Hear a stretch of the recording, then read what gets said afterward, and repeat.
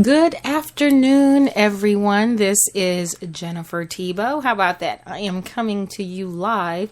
I'm on Spreaker.com. I wanted to give another installment of some of the things that cross my mind. You may be able to hear. Sound a little different. I have been having a fun time with my allergies, so just forgive the slight twitch in the voice. This is me trying not to sneeze while I get out the things that are on my mind. If you're following me on Facebook.com/Jennifer Tebow, hello to everyone. I think as soon as I broadcast on Spreaker, this immediately goes out to all of my friends. So if you're listening to me live, what's up? I'm glad that you're here. And if not listening to me live, but you're still listening, I really appreciate you.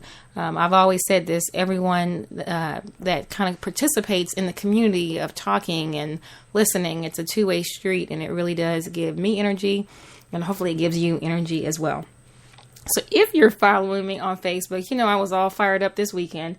If you know a little bit about me, when I get fired up, it is something else. So I just got inspired, and, the things that made me fired up this weekend were still on my mind today. So I thought, if it lingers, it's certainly worthy of really elevating the conversation and talking about it. I want to read a quote. Hate to just read to you, but this one's powerful, from a powerful woman. Her name is Marianne Williamson. If that name is familiar to you, she's the one that wrote A Return to Love, Reflections on the Principles of A Course in Miracles. Now, most people aren't necessarily familiar with Miss Williamson's work. They attribute some of her most famous words out of this book to other famous speakers, and that's a shame because she was the original. So I wanted to just share a quote that you've heard. I'm going to do the extended version because it really feeds into what has been on my mind. So the section is about our deepest fear. Our deepest fear is not that we are inadequate. Our deepest fear is that we are powerful beyond measure. It is our light, not our darkness, that most frightens us. We ask ourselves, who am I to be? Brilliant, gorgeous, talented, fabulous. Actually, who are you not to be? You are a child of God. Your playing small does not serve the world.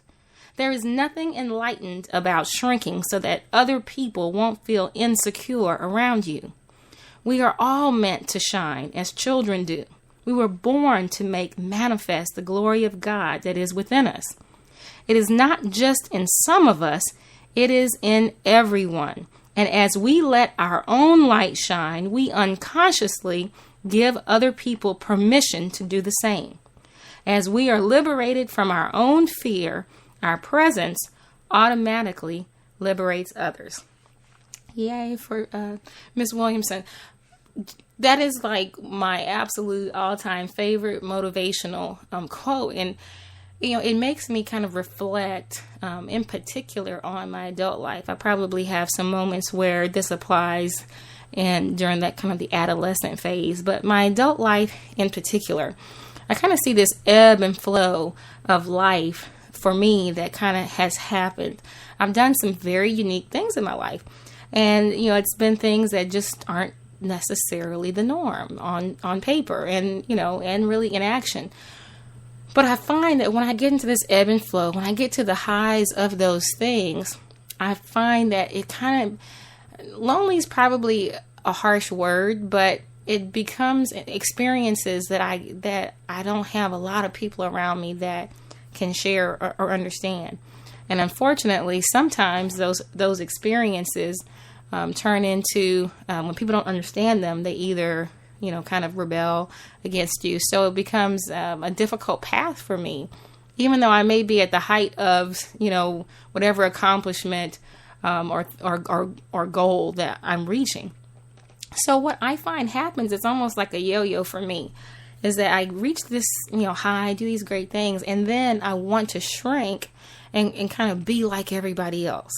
It's what my nature is. I like accomplishing, but I do not like shining so brightly sometimes that it creates this shroud of ugliness that I would prefer not to deal with. And it's really a shame because basically the other people win, right? Those people who do those things to kind of bring you down, they win. They win when you say, that's fine, I just want to blend into the background. They win. And the reality is, as Miss Williamson so prophetically pointed out, is that we are meant to shine. We were put on this earth to have certain gifts, certain extraordinary things about each and every person. And when you make the decision not to figure out what it is that is extraordinary about you, when you make the decision not to cultivate it each and every day, every opportunity that you have, you really are wasting. You're wasting your talent, your gifts, your blessings. You're wasting everything around you. And that talent, that gift, that blessing has an opportunity to really be infectious for the people around you. And so, I say all that to say, let's just, moonwalk back a little bit to this past weekend when I had, of all the things, and this is not meant to bust anybody out, but hey, it was something that was very public. So if you were there, you saw it, and there was no shame in my game, and clearly there was no shame in the other person's game either. But at the, I was at my daughter's basketball game, and at the end of the game, I was very perturbed. That's a good word.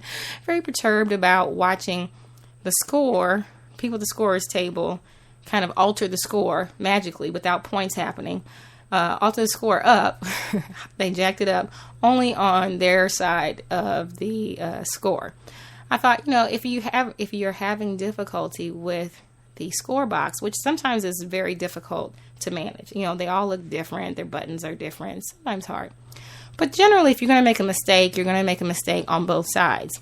And usually you're going to make a mistake up and or down. I mean, it's not going to be consistently points up consistently on the same team. So like they figured it out on one side, but they didn't figure it out on the other side.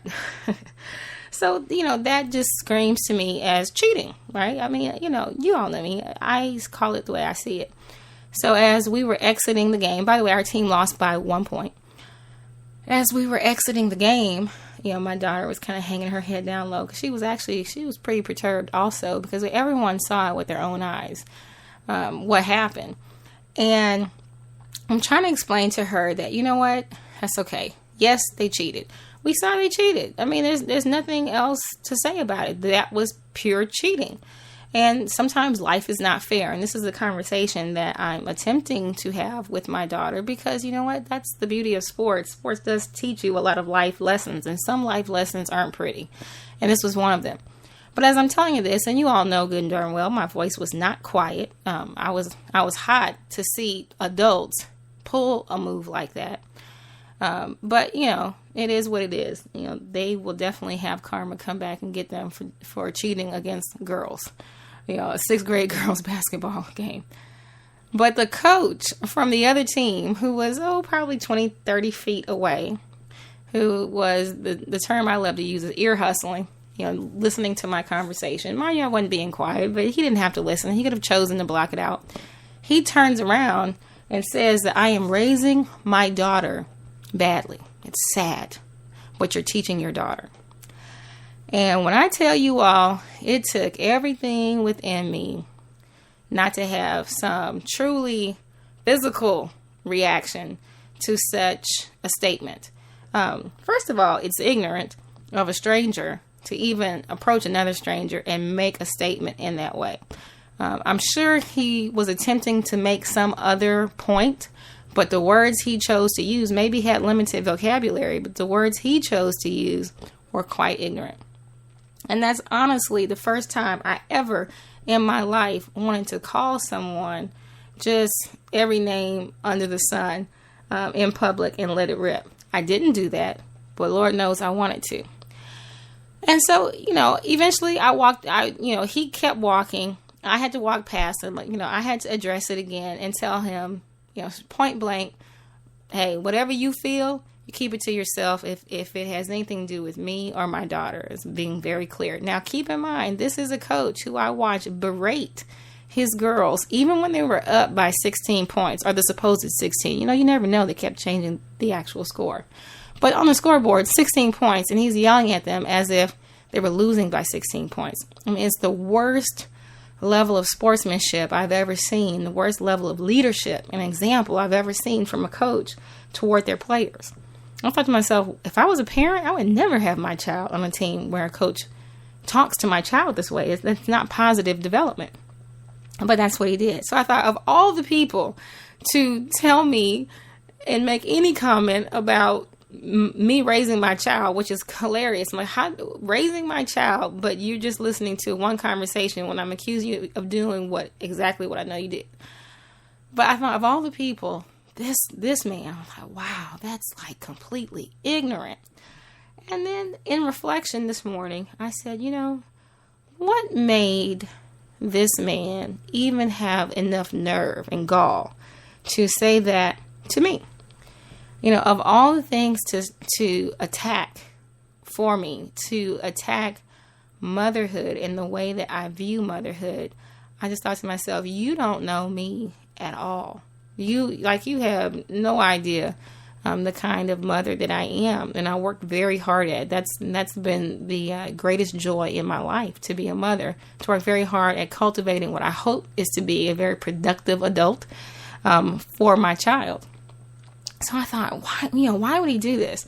And I said, well, let's look at the person that he is. He barks at people who he believes aren't going to bark back. So then I had to look at myself. Jennifer, did you carry yourself in a way that made him feel like you weren't going to bark back? Because maybe that's part of the problem. Maybe you carried yourself like you were going to be a pushover. Now, mind you, he was really surprised when I came back to talk to him. So surprised, by the way, that two other coward men stood there towering over me as if to triple team me, like I would stop talking about keep your name out of my mouth. Didn't work, fellas. Sorry. I don't really like cowards, so if I had a room full of cowards, I really wouldn't care. So I thought it was kind of funny too. I just thought, man, this tournament attracted a lot of cowards on Sunday. But I thought, what am I doing myself to make a person even feel like this is something that they need to do? So I had to look at myself. I said, self, maybe you have tried so hard to blend in a little bit into the background so that Elizabeth, my daughter, could shine, that you've lost some of the brilliance that you have when you walk into a room, so that people understand how to respect you and how to deal with you. And so I have to put some of that on myself to say, I've been very quiet about quietly building a strong brand with my embellished apparel company, and made some phenomenal accomplishments, but I've been very, very quiet about what the business has done and the direction it's going. And really, it's not serving anybody for me to be quiet. On top of that, I kind of, take a step back and look at the things around me. I just say, wow, I think there's a lot of newer people that have been introduced to me, kind of surrounding me just based on the activities that I do, that really don't have a good sense of who I am because I've not represented myself very well. So one of the things is, I think, and the reason I wanted to bring out our deepest fear and just that conversation was, hey, each and every one of us, and I'm here to say, including me, we have a brilliance to us. We have a shine. We have a reason that we're here. And I'm just so excited because I just kind of thought to myself, you know what? If I don't shine, it's also going to dull the things that goes on with my daughter as well. And that's a shame. That shouldn't be. That's like the opposite of what I'm trying to do for her. So, just kind of get ready because I'm ready to shine, which means you'll hear many more of these things. You're going to see me a lot more visible on social media and just the different activities that will come up. But I want to see you. Like I talked about in the beginning, when you shine, I shine. When I shine, you shine. It kind of helps us kind of grow together, and that's so very important. So I'm saying this today on Monday, the 28th, on Monday, the 28th of April, 2014, it's time to shine. It's time to, find that gift and just continue to cultivate it and be the very best that you can be. And I want to hear back from you. I know this is going on Facebook as well, but I want to hear back from you. I mean, if you're tired of getting the same old thing out of life, it's potentially because you are not allowing yourself to shine and finding that talent, no matter what people say about that talent, finding that thing that makes you happy and allows you to shine brilliantly. When you let yourself do that, you would be amazed at how far you can go.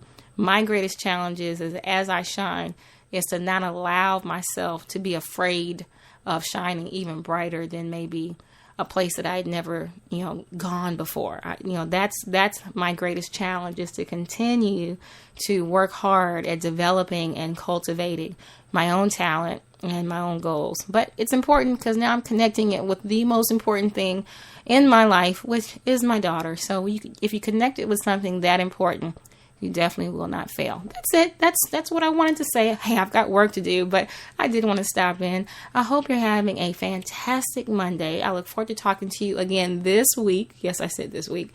But until then, this is Jennifer Thibeaux. Make sure you keep up with me on Facebook.com/Jennifer Thibeaux. That's like THIBEAUX, that Creole thing.